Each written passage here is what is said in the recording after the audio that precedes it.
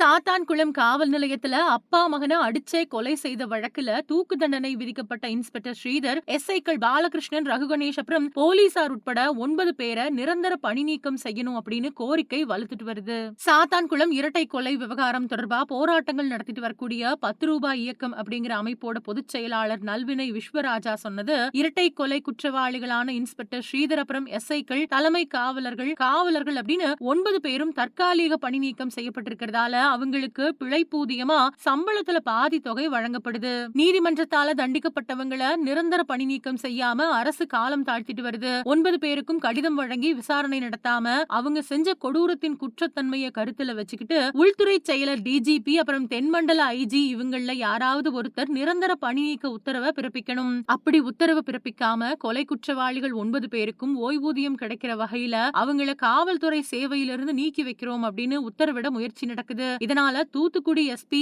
அலுவலகம் முன்னாடி எங்களோட வாக்காளர் அடையாள அட்டைகளை சமர்ப்பிச்சு சரணாகதி போராட்டம் நடத்த போறோம்னு சொல்லிருக்காங்க.